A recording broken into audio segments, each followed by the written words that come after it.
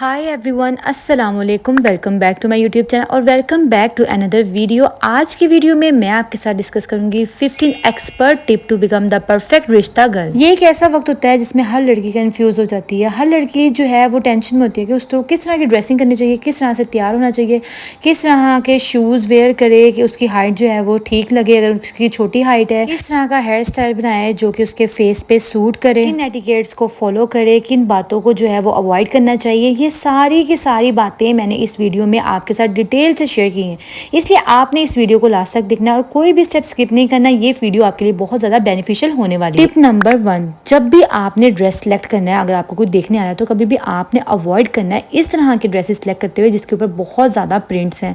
बहुत ज़्यादा heavy prints वाले ड्रेसेस आपने नहीं सेलेक्ट करना। ट्राई कीजिए कुछ इस तरह के कलर सेलेक्ट करें, इस तरह के प्रिंट सेलेक्ट करें कि बहुत ही ज़्यादा आप सोफिस्टिकेटेड लगे। जैसे अब ये ड्रेस है, इसके ऊपर भी प्रिंट्स हैं लेकिन छोटे छोटे हल्के फुल्के प्रिंट्स हैं और सेम कलर का सारा ड्रेस है जो कि बहुत ही खूबसूरत और एलिगेंट लगता है। और आप जब इसको वेयर करेंगे तो आपकी पर्सनैलिटी बहुत ही ज़्यादा डिसेंट लगेगी। और वैसे भी आप जानते हैं कि सेम कलर्स का तो वैसे भी आजकल बहुत ज़्यादा ट्रेंड है, तो इसलिए आप ट्राई कीजिए कि आप इस तरह के कलर सेलेक्ट करें जो कि सेम कलर दुपट्टा हो और सेम कलर में ही ट्राउज़र और शर्ट हो। इसके साथ साथ आपने ये चीज़ भी देखनी है कि ड्रेस की डिटेलिंग बहुत ज़्यादा ना हो, लाइक बहुत ज़्यादा लेसेस ना लगी हो, बहुत ज़्यादा बटन्स वगैरह इस तरह की चीज़ें भी बहुत ज़्यादा लगी ना हो, क्योंकि इस तरह के ड्रेसेस में भी बंदा उलझ के रह जाता है और आपकी पर्सनैलिटी डल हो जाती है। इसी तरह से आप लाइट कलर के ड्रेसेस भी सिलेक्ट कर सकती हैं। बहुत ही ज़्यादा लाइट कलर के ड्रेसेस भी ना सिलेक्ट करें कि बहुत ही जो है वो कलर बिल्कुल ही मरा हुआ लगे। मतलब आप कुछ इस तरह के लाइट कलर के ड्रेसेस सिलेक्ट करें जो कि थोड़े फ्रेश दिखें, जिनमें आपको पहन के ना अपना आप भी थोड़ा फ्रेश और ग्लोई सा दिखे। और जब भी आपने ड्रेस पहना ना तो बहुत ज़्यादा फिटेड हो ना बहुत ज़्यादा लूज हो, बस नॉर्मल हो जिसमें आपका फिगर प्रोमिनेंट ना हो। टिप नंबर 2, कभी भी आपने ओवर तैयार नहीं होना, बहुत ज़्यादा मेकअप नहीं करना है क्योंकि शादी के बाद रहना तो आपने सिंपल ही है। तो इसलिए मैं आपको जस्ट सजेस्ट करूंगी कि सिंपल से प्रोडक्ट आप यूज़ करें। जब भी आपको कोई देखने आ रहा हो ना, आपने इस तरह से मेकअप करना है कि कोई हल्की सी आप बीबी क्रीम यूज़ कर लें। जैसे मेरे पास एक्स क्रीम की बीबी क्रीम है, आप कोई भी अच्छी सी लिप बाम यूज़ कर लें, टिंटेड लिप बाम यूज़ कर लें और इसके साथ साथ आपने जस्ट मस्कारा अप्लाई करना है। इससे ज़्यादा आपने मेकअप नहीं करना।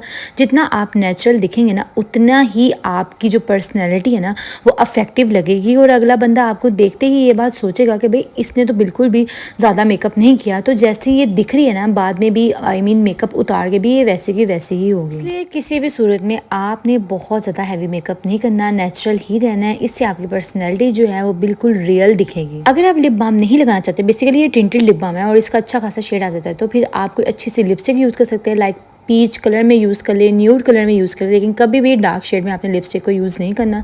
इससे आपकी जो लिप लुक है ना वो भी बहुत ज़्यादा इन्हेंस होगी, एक बोल्ड सी लुक आएगी और आपने बोल्ड लुक तो बिल्कुल भी क्रिएट नहीं करनी अपनी इस सिचुएशन में। और मस्कारा जस्ट आपने अप्लाई कर लेना और इससे ज़्यादा कुछ नहीं करना। आप यकीन माने एक बहुत परफेक्ट लुक आएगी। टिप नंबर 3, जैसा कि आप जानते हैं कि आपको कोई देखने आ रहा है, जाहिर बात है उसने आपसे बात भी करनी है और अगर आपके मुँह से एक बुरी स्मेल आ रही होगी ना तो बहुत बुरा इंप्रेशन डलेगा।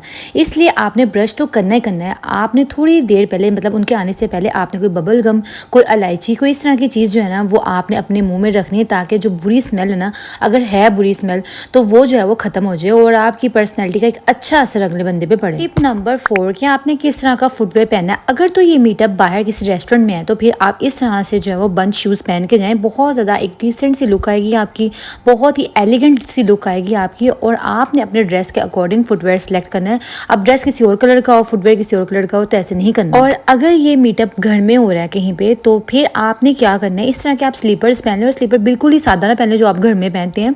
मतलब थोड़े बहुत इसके अंदर स्टोन्स वगैरह लगे हो स्लीपर में, जैसे कि ये स्लीपर्स हैं, ये पहने हुए हर ड्रेस के साथ इतने के प्यारे लगते हैं ना। आप इसको एक दफ़ा परचेज कर लेना, बहुत सारे ड्रेसेस के साथ आपके ये स्लीपर्स चल जाएंगे। जिन लोगों की हाइट ठीक है, नॉर्मल है, तो वो बिल्कुल फ्लैट्स पहन सकती हैं, बिल्कुल पहन सकती हैं, पहनी हुई बहुत प्यारी लगती हैं। और जिन लोगों की हाइट थोड़ी सी ज़्यादा छोटी है तो उनको इस तरह के स्लीपर सेलेक्ट करने चाहिए जिसके नीचे थोड़ी बहुत हील हो। टिप नंबर 5, परफ्यूम आपने लाजमी तौर पे यूज़ करना है। परफ्यूम कर लें, बॉडी मिस्ट यूज़ कर लें, बॉडी स्प्रे यूज़ कर लें, लेकिन आपने लाजमी तौर पे यूज़ करना है। लेकिन आपने क्या करना है, आपने एक ऐसा परफ्यूम यूज़ करना है जिसकी जो फ्रेग्रेंस है माइल्ड हो, बहुत ज़्यादा हार्श ना हो कि अगला बंदा आपको अवॉइड करे कि इसने बहुत तेज स्मेल वाला परफ्यूम लगाया हुआ है। टिप नंबर 6, तो आपने ज्वेलरी जब भी सिलेक्ट करनी है बहुत एलिगेंट और बहुत एस्थेटिक किस्म की ज्वेलरी सिलेक्ट करनी है। बहुत हैवी ज्वेलरी आपने कभी भी नहीं पहनी, किसी भी मौके पर नहीं पहनी। सवाए इसलिए कि आप कोई फंक्शन अटेंड कर रहे हो। इस तरह से आपने कोई वॉच तो लाजमी तौर पे पहने, ये आपकी पर्सनैलिटी को बहुत अच्छे से बूस्ट कर। तो जितनी आप अपनी ज्वेलरी सिंपल रखेंगी, एलिगेंट रखेंगी, उतनी ही आपकी लुक बहुत डिसेंट सी लगेगी, बहुत ही खूबसूरत सी आपकी लुक आएगी। इसलिए आपने हैवी ज्वेलरी की तरफ नहीं जाना। टिप नंबर 7 कि आपने नेल्स किस तरह से बनाने हैं, कौन सी नेल पेंट्स यूज़ करनी है। तो आपने सबसे पहले क्या करना है, अगर तो आपके नेल्स एक शेप में नहीं है तो आपने पहले इनको एक अच्छी सी शेप देनी है।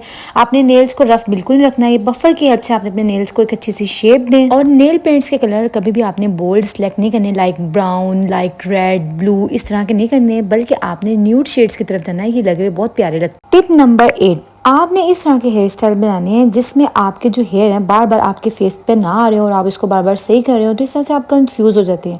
आपने इस तरह से क्या करें कि आप इस तरह से ब्रेड बना लें, बहुत ही प्यारी और बहुत ही एलिगेंट लगता है इस तरह से हेयर स्टाइल बना हुआ। सिंपल सी ब्रेड है और मैं इसमें आपको ये ट्यूटोरियल भी आपको दिखा दिया है किस तरह से आपने इस ब्रेड को बनाना है।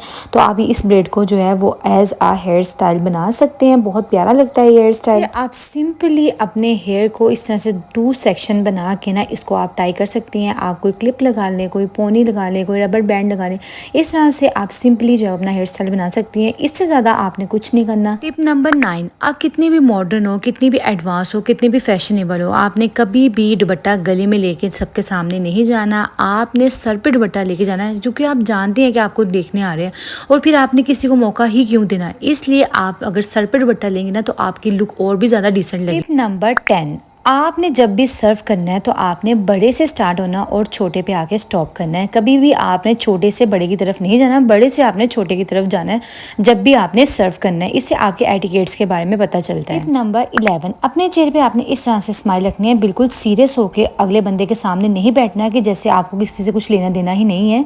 बिल्कुल आपने जो है स्माइल रख के हर बंदे के साथ आई कॉन्टैक्ट करना है, बिल्कुल भी आंखें नीचे करके या आपने सर झुका के नहीं बैठना।